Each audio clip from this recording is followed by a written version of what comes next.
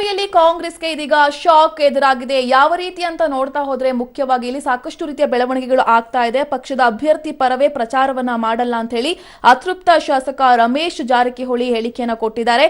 ಗೋಕಾಕ್ನಲ್ಲಿ ಬೆಂಬಲಿಗ ನಗರಸಭೆ ಸದಸ್ಯರ ಜೊತೆ ಇವತ್ತು ಸಭೆಯನ್ನ ನಡೆಸಿ ಈ ಒಂದು ತೀರ್ಮಾನಕ್ಕೆ ಬಂದಿದ್ದಾರೆ.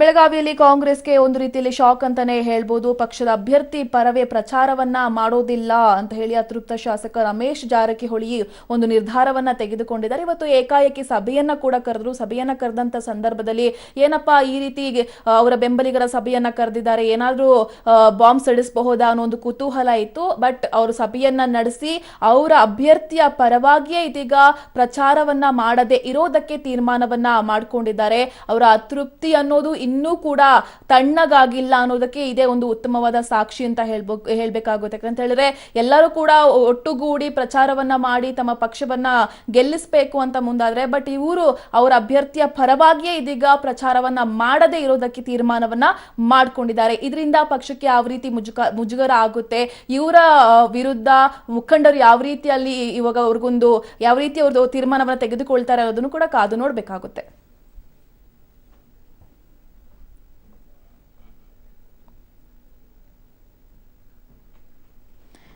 ಬೆಳಗಾವಿಯಲ್ಲಿ ಕಾಂಗ್ರೆಸ್ಗೆ ಇದೀಗ ಶಾಕ್ ಎದುರಾಗಿದೆ. ಪಕ್ಷದ ಅಭ್ಯರ್ಥಿ ಪರವೇ ಪ್ರಚಾರವನ್ನ ಮಾಡೋದಕ್ಕೆ ಅತೃಪ್ತ ಶಾಸಕ ಮಾಡದೇ ಇರೋದಕ್ಕೆ ಈಗ ತೀರ್ಮಾನವನ್ನ ತೆಗೆದುಕೊಂಡಿದ್ದಾರೆ ರಮೇಶ್ ಜಾರಕಿಹೊಳಿ. ಗೋಕಾಕ್ನಲ್ಲಿ ಬೆಂಬಲಿಗರ ನಗರಸಭೆ ಸದಸ್ಯರೇನಿದ್ದಾರೆ ಅವರ ಜೊತೆ ಒಂದು ಸಭೆಯನ್ನ ನಡೆಸಿ ಈ ಒಂದು ತೀರ್ಮಾನವನ್ನ ಇದೀಗ ರಮೇಶ್ ಜಾರಕಿಹೊಳಿ ಅವರು ತೆಗೆದುಕೊಂಡಿದ್ದಾರೆ. ಈ ವಿಚಾರಕ್ಕೆ ಸಂಬಂಧಪಟ್ಟಂತೆ ಸಿದ್ದರಾಮಯ್ಯ ಆದಿಯಾಗಿ ಪಕ್ಷದ ಮುಖಂಡರು ಯಾವ ರೀತಿ ಇವರಿಗೆ ಕ್ಲಾಸ್ ಅನ್ನ ತೆಗೆದುಕೊಳ್ತಾರೆ ಇದೆಲ್ಲವನ್ನ ಕೂಡ ಕಾದು ನೋಡ್ಬೇಕಾಗುತ್ತೆ.